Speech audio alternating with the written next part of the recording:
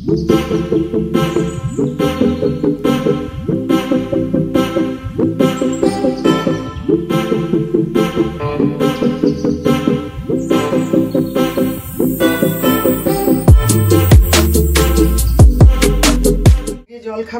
লুচি করব, লুচি আর ওদের জন্য আলুর তরকারি করেছি।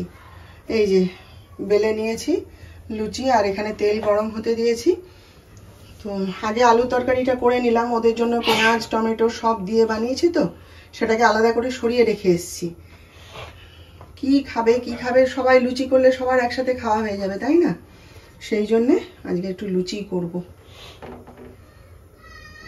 গরম হয়েছে কি, চলুন করে ফেলি। হ্যাঁ, লুচিগুলো। এই যে ডাক্তার সাহেবের জন্য খাবার রেডি হয়ে গেছে। এটা টেবিলে চাপা দিয়ে রেখে আসি, ও পুজো করছে, যিশুকেও খেতে দিয়ে দিয়েছি। এবারে আমার খাবারটা করতে হবে, একটু চা করব, আর এইসব জলখাবার খেয়ে বেরিয়ে যা, তারপর ধীরে সুস্থে এবার অন্য কাজ শুরু করব। জানেন, পূর্বাজ লাইফস্টাইলে সবাইকে স্বাগত জানাচ্ছি। আশা করি সবাই ভালো আছেন।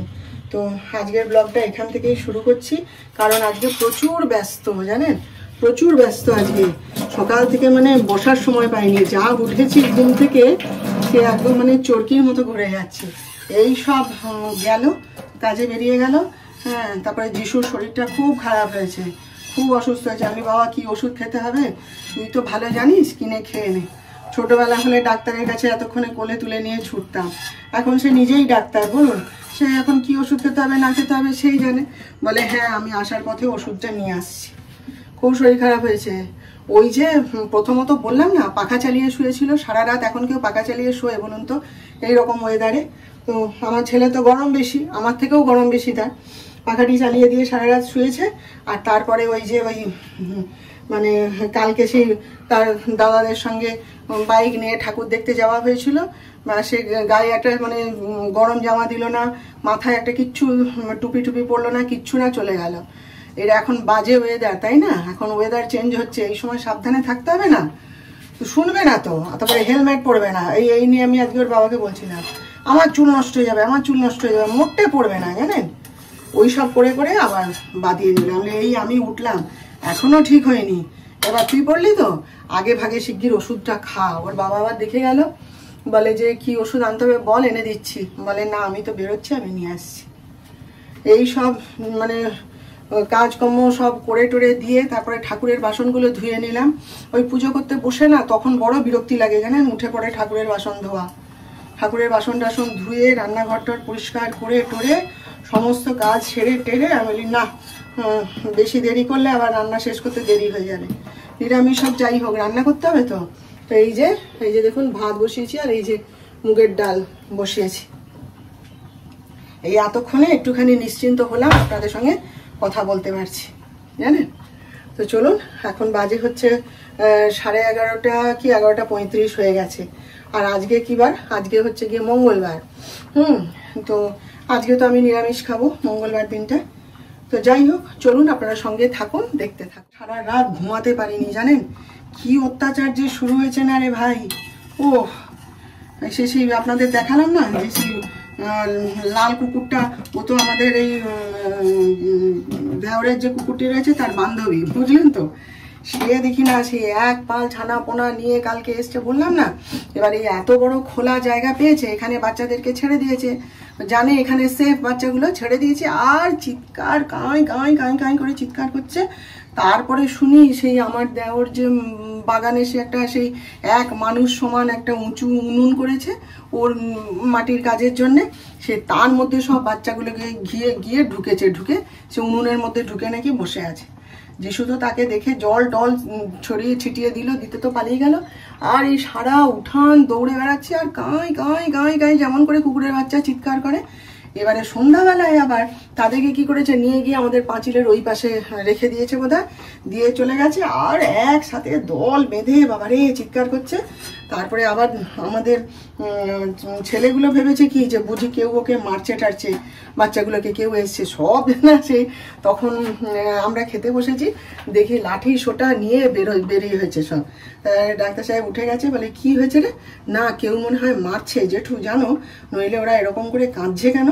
বলে টর্চ দিয়ে দেখা হলো, বলে না ওরা, তারপরে আমি বলি যে না না এগুলো ওদের মারার কান্না নয়, ও মাকে খুঁজে পাচ্ছে না, ও কাঁদবে, এবার সারা রাত দেখবি কাঁদবে এখানে। ব্যাস, এদিকে তো এনার চিৎকার তো রয়েইছে। এই তো সকাল থেকে মানে ওরা বেরিয়ে যায় যখন, ওকে সেফ রাখার জন্য কি করবে, ঘরের গ্রিলের মধ্যে পুড়ে দিয়ে তালাটি লাগিয়ে দিয়ে চলে যাবে, আর মানে রাখবে আমার জানলার নিচে। আর ভাই কান ফাটিয়ে দেয় চিৎকার করে। জানলা বন্ধ করে কি সবসময় রাখা যায়? কি করব বলুন? তারপরে আবার এদিকে চিৎকার করছে। তাই ডাক্তার সাহেব বলছে সত্যি এ বাড়িটা থেকে এবারে পালাতেই হবে, মানে যা অবস্থা করছে দিনের পর দিন, এবার এখান থেকে সত্যি পালাতে হবে, এছাড়া আর উপায় দেখছি না কোনো। আর বলেন কেন, কি করে যে সহ্য করে চুপ করে থাকি না হাসি মুখে, সে আমি জানি আর আমরা জানি, বুঝলেন তো? কিছু তো করার নেই, কি করবো বলুন? রান্না করতে করতে এই যে দেখুন ঠাকুরের গরম জামা কাপড়গুলো সব এখানে দাঁড়িয়ে কেচে নিলাম। কোথায় আর কাচবো, কলের পাড়ে গিয়ে তো আর কাচতে পারবো না। এখানে আর আজকে নিরামিষ তো, বেসিন টেসিন সমস্ত ধুয়ে পরিষ্কার করে নিয়ে এই যে ঠাকুরের যত সোয়েটার যত কিছু গরম কাপড় যা ছিল, আর তো গরম পড়ে গেছে, আর আমি গায়ে ওদের দিও না। হ্যাঁ, এই জন্যে এই রান্নাটা বসিয়ে দিয়ে এগুলোকে সব সকালবেলা গরম জলে ভিজিয়ে রেখেছিলাম, জানেন, একটু গরম জল করে ভিজিয়ে দিয়েছিলাম, তাহলে তেল কাটানি গন্ধটা বা যে গন্ধটা থাকে সেটাও থাকবে না। দিয়ে একদম ঠাকুরের গামছা কাপড় যা আছে সবকে এই যে এখানে দাঁড়িয়ে কেচে নিয়ে ধুয়ে নিলাম। এই দেখুন লাল শাক ভাজা, এটা হচ্ছে পেঁপের তরকারি, আলু ছাড়া। সকালবেলায় সব এক বাটি করে আলুর তরকারি খেয়েছো তো, ওই জন্য আর আলু দিইনি, সব একসাথে করে নিয়েছি। এই যে মুগের ডাল, আর এখানে হচ্ছে বড়ি পোস্ত। ব্যাস, আজকে আর ডিম সেদ্ধ তো করিনি, ও বেলায় দেখা যাবে। চলুন এবার একটুখানি বিশ্রাম নিই, প্রচুর খাটুনি গেছে আজকে সকাল থেকে, জানেন। এই যে একটুখানি কফি বানিয়ে নিয়েছি, একটু কফি খাবো, খেয়ে তারপর গোপালকে অন্ন দেখাবো। Good evening. তো এখন বাজে হচ্ছে 6:45। এই মাত্র ঘরে ঢুকে সব রান্না বান্নার জোগাড় করে দিলাম। যিশু এসে ঘরে অপেক্ষা করছিল, তো ওকে আবার জলখাবার টাবার খেতে দিলাম, দিয়ে এসে একটু বসেছি। যাচ্ছি, এক্ষুনি জামা কাপড়টা ছাড়তে ইচ্ছে করছে না, মানে ঘরে ঢুকেই তো দম নেওয়ার সময় পাইনি। একটুখানি গেছিলাম বন্ধুর বাড়িতে, এরা তো সব ভাত ঠাত খেয়ে চলে গেল, বেরিয়ে গেল, দিয়ে তারপরে শুয়েছিলাম। শুয়ে না বিরক্ত লাগছিল, যে কি করি, ভাল লাগে না ঘরে, একা ঘরে কি সবসময় কি ভাল লাগে বলুন? আমি দেখি পায়ে চপ্পল গলিয়ে হাঁটতে আজকে হেঁটে গেছি, হেঁটে এসেছি পুরো একদম হাঁটতে সেই পাঞ্জাব ব্যাংকের মোড়ে ওর বুটিক আছে বিরাট বড়, সেইখানে গেলাম। গিয়ে দেখি বসে আছে, সেখানে বসে গল্প টল্প করলাম, করে তারপরে আমার একটা কুর্তিও ফেরত দেওয়ার ছিল, সে গায়ে টাইট হয়ে গেছে, সেইটাকে ফেরত দিলাম।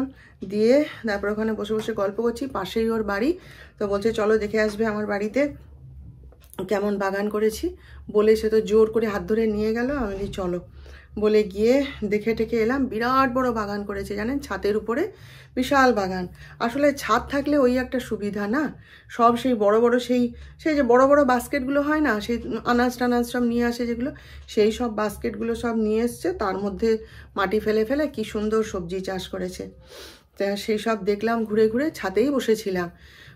দিয়ে বলে চা খাবে, আমি বলি না, একবারে বাড়ি গিয়ে চাটা খাবো, বলে গল্প করতে করতে এক গুচ্ছের আনাজ তো বেঁধে দিল, নিয়ে যাও বলে সে একদম দিয়ে। তারপরে কি সুন্দর গাছে লঙ্কা হয়েছে জানেন, কত লঙ্কা হয়েছে গাছে, কি সুন্দর আনাজ হয়েছে প্রতিটা, না শিম হয়েছে, এই বড় বড় শিম হয়েছে গাছে জানেন, দেখতেও ভালো লাগে।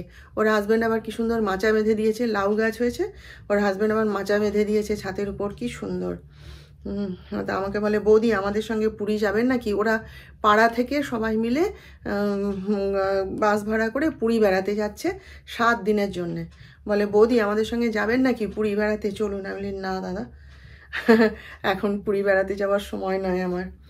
দিয়ে এসব কথা টথা বলে আবার বাড়ি চলে এলাম। আসার পথে মঙ্গলবার আজকে যদিও, তো আমি যে ফুল নিজে দাদার কাছে, তাকে জিজ্ঞেস করলাম, বলে না আম শাখা টাকা আছে। আমি তাহলে আমাকে দিয়ে দাও, একবারে পান টান কিনে সব নিয়ে চলে এসেছি। ভালোই লাগলো, কিছুটা সময় বেশ ভালোই কাটলো। ঘরের মধ্যে কাজ সকাল থেকে হাঁপিয়ে উঠি জানেন। তারপর বিকেলবেলাটা একটু ইচ্ছে করে একটু আড্ডা মারতে, গল্প করতে, তো কোথায় আর যাই, বন্ধুর বাড়িতেই চলে গেলাম। গিয়ে অনেকক্ষণ আড্ডা মেরেছি, গল্প টল্প করে চলে এলাম। তো চলুন আবার পরে দেখা হচ্ছে আপনাদের সাথে। কি কি আনাজ দিয়েছে সেটা বরং একবার দেখাই চলুন। আমার যে বান্ধবীর বাড়ি গেছিলাম অরিত্রা, তার দেখুন বাগানের ব্রকলি, তারপরে এই যে কত বড় ফুলকপিটা হয়েছে দেখুন। হ্যাঁ, এরকম 4টে হয়ে আছে, আমাকে একটা তুলে দিল। আর এই যে কলমি শাক টাক সব ভর্তি করে দিয়ে দিয়েছে। এই যে ভেন্ডি ছিল, আমি আর নিয়ে নিই। আমি না ভেন্ডি দিতে হবে না, বলে নিয়ে যাও একটুখানি নিয়ে যাও। বলে না লাগবে না। কত তরকারি হয়েছে জানেন, রান্নাঘরের পিছন দিকে করেছে। কত বড় বাগান, তাদের জায়গা আছে, রাত দিন সে ওইসব করছে রান্না বান্না শেষ করে। আমার আর জায়গা কোথায় করবো যে। কি সুন্দর হয়েছে জানেন। আমার ছেলেটার শরীরটা খুব খারাপ হয়েছে জানেন তো, খুব অসুস্থ হয়ে গেছে। আর মানে এই যিশু অসুস্থ হয়ে পড়লে না আমার মন মেজাজ খারাপ হয়ে যায় একদম, জানেন। সমস্ত আনন্দ কোথায় হারিয়ে যায়। সব সময় হই হই করছে, বক বক করছে, হাসি মজা করছে, এর পিছনে লাগছে ওর পিছনে লাগছে। তো সেই বাচ্চা যদি মানে ওরকম অসুস্থ হয়ে চুপচাপ শুয়ে পড়ে থাকে না, তার মধ্যে আবার কাজে যেতে হয়েছিল। এই একটু আগে বললাম না, আমি বাড়ি ফিরে দেখছি ও ফিরেছে, ফিরে চুপ করে শুয়ে আছে। তো ওর জন্যেও খেতে ভালো লাগবে, সর্দির মুখ বলে ওই নিয়ে এসেছিলাম, ভেজিটেবিল চপ নিয়ে এসেছিলাম। আমি তো খাবো না আজকে, ওর জন্য নিয়ে এসেছিলাম। তো সেই একটুখানি মুড়ি তো খেতে চায় না, মুড়ি যিশু একদমই পছন্দ করে না। অথচ এই যিশু ছোটবেলায় কি মুড়ি খেত, পা মেলে বসে বাটিতে করে একটু মুড়ি দিতাম, একটা একটা করে মুখের মধ্যে পুড়তো আর টম জেরি দেখতো বসে বসে। আর এখন বলে মা মুড়ি দেখলে না আমার কেমন গা গুলায়। ওই জন্য ওই চিড়ে ভাজা খায়, চাল ভাজা খায়, এসব খায়। তো ওই চানাচুর দিয়ে তেল দিয়ে মাখিয়ে দিলাম, খেলো। এই যে চা করতে এসছি, 1 কাপ চা করি, 2 কাপ চা করবো করে আমি আরও খাবো। তো এক গুচ্ছে কী সব ওষুধ নিয়ে এসছে, নিয়ে এসে খাচ্ছে। তোর বাবা বললো যে খাচ্ছিস বটেই কিন্তু অ্যান্টাসিড খাবি। গা হাত পায়ে প্রচণ্ড ব্যথা, নাক টেসে গেছে, গলার স্বর একদম বুঝে গেছে। কীরকম দেখুন হঠাৎ করে অসুস্থ হয়ে পড়লো। আমিও পড়লাম বিছানায় হুট করে, কিছুর মধ্যে কিছু নেই, অমনি দুম করে কোথা থেকে বুকে কফ বসে কি হয়ে গেল। কদিন আমার কি অবস্থা হলো। হ্যাঁ, আর এবারে ছেলেটা অসুস্থ হলো। ঘরের মধ্যে কেউ অসুস্থ হলে না ভালো লাগে না জানেন তো, বিরক্ত লাগে।